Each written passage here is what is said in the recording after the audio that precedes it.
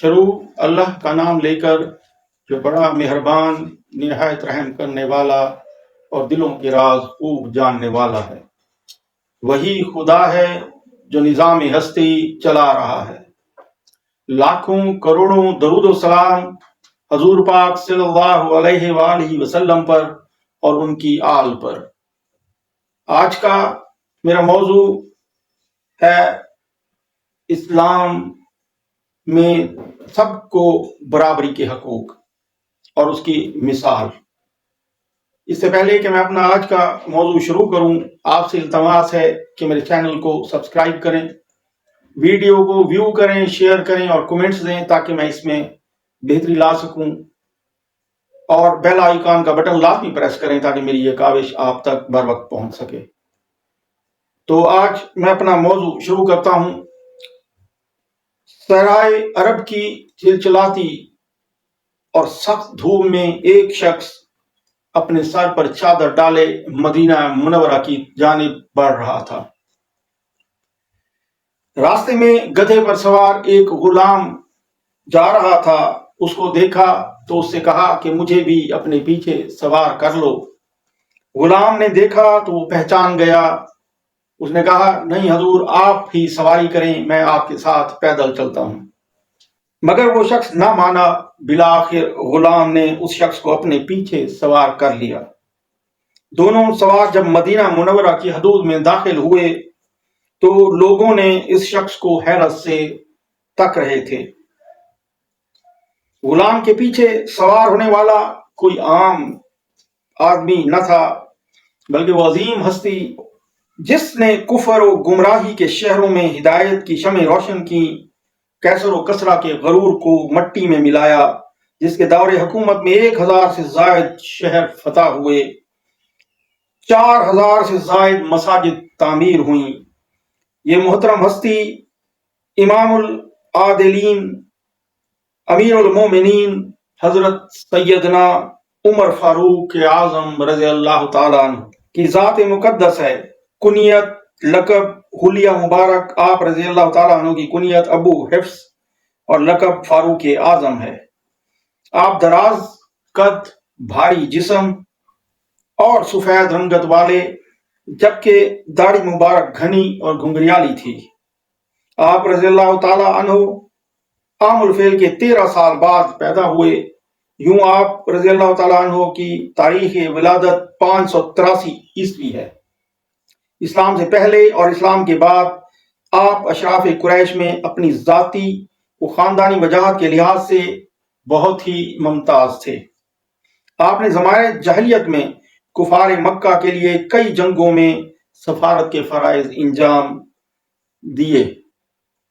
ایک روایت کے مطابق آپ 39 مردوں کے بعد رحمت للعالمین حضور اکرم صلی اللہ علیہ وآلہ وسلم کی دعا سے اعلان نبوت کے 6 سال ایمان لائے۔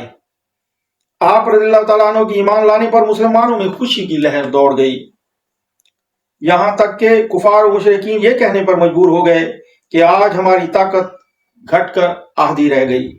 آپ تمام غزوات میں مجاہدانہ شان کے ساتھ کفار سے لڑتے رہے۔ کئی معرکوں میں سپہ سالار کے فرائض بھی سر انجام دیے، جبکہ وزیر و مشیر کی حیثیت سے تمام اسلامی معاملات اور صلح و جنگ وغیرہ کے تمام منصوبہ بندیوں میں حضور کونین سرور کائنات حضور اکرم صلی اللہ علیہ وآلہ وسلم اور حضرت ابوبکر صدیق کے وفادار رفیق کار رہے۔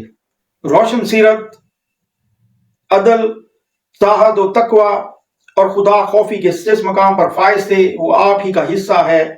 سفر ہو یا حضر، گھر میں ہو یا باہر، آپ نے اپنی زندگی نہایت سادگی سے گزاری۔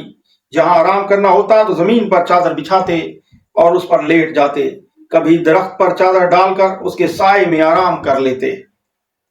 ایک مرتبہ خطبہ دیا تو اس وقت بدن پر موجود چادر میں 12 پیوند لگے ہوئے تھے۔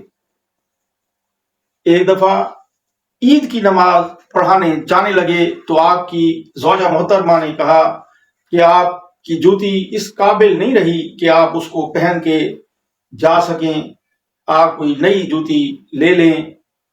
کیونکہ وہ گانٹ گانٹ کے اتنی خراب ہو چکی ہے کہ اب وہ آپ پہن نہیں سکتے، تو آپ پیدل تشریف لے گئے، ننگے پاؤں نماز عید پڑھانے کے لیے تشریف لے گئے۔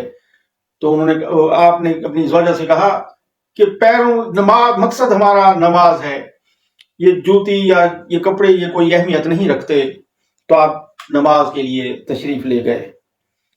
تکبر کو دور کر دیا۔ ایک عظیم سلطنت کے عظیم امیر ہونے کے باوجود عاجزی کا یہ عالم تھا کہ ایک بار کندھے پر پانی سے بھرا ہوا مشکیزہ اٹھایا ہوا تھا۔ کسی نے عرض کی، اے مسلمانوں کے امیر، یہ کام آپ کے لیے مناسب نہیں۔ فرمایا، میرے پاس لوگوں کے وفد در وفد آتے ہیں، جس کی وجہ سے مجھے اپنے دل میں فخر و بڑائی کی لہر محسوس ہوتی ہے، لہذا مشکیزہ اٹھا کر اس لہر کو پاش پاش کر دینا چاہتا ہوں۔ پھر انصاری صحابیہ کے گھر قریب تشریف لے گئے اور ان کے برتنوں کو پانی سے بھرا۔ خوف خدا اور عبادات، آپ مدینہ منورہ کے بچوں سے اپنے لیے دعا کراتے کہ دعا کرو عمر بخشا جائے۔ آپ کی زبان اقصد پر اللہ اکبر اکثر جاری رہتا۔ آخری عمر میں مسلسل روزے رکھنا شروع کر دیے تھے۔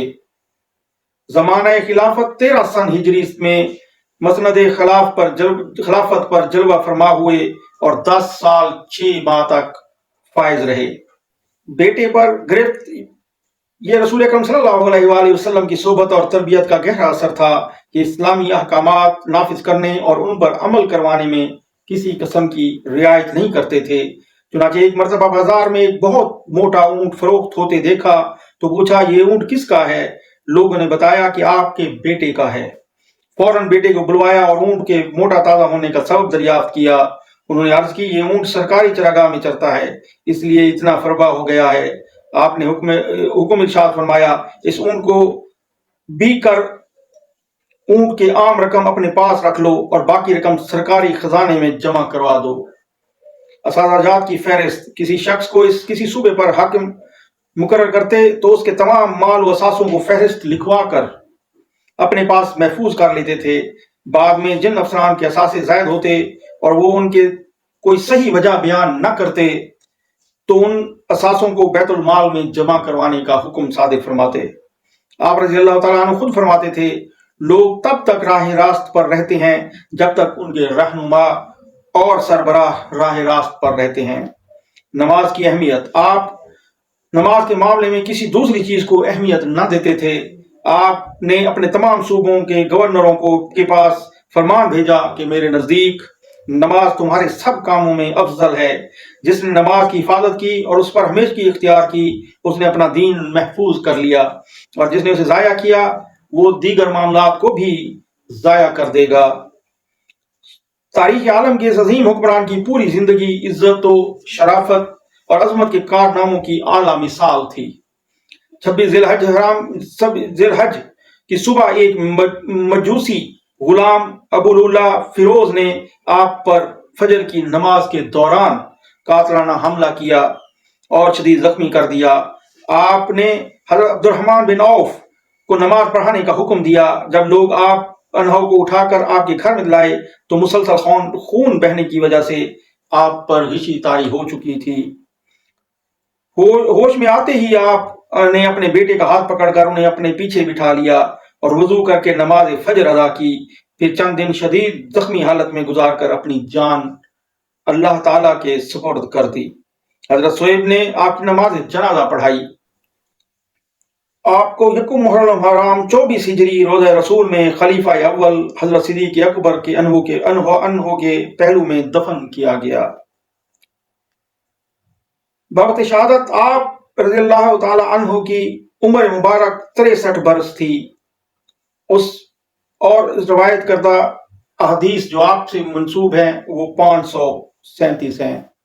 حضرت عمر جب اسلام نہیں لائے تھے تو بہت سخت گیر تھے، لیکن جب اسلام کے غلام بنے، حضور پاک صلی اللہ علیہ وآلہ وسلم کے غلام بنے، تو پھر کوئی سختی نہیں تھی بلکہ نرمی ہی نرمی تھی۔ اللہ تعالیٰ ان کو جنت میں اعلیٰ مقام عطا فرمائے، آمین ثم آمین۔ السلام علیکم ورحمۃ اللہ وبرکاتہ۔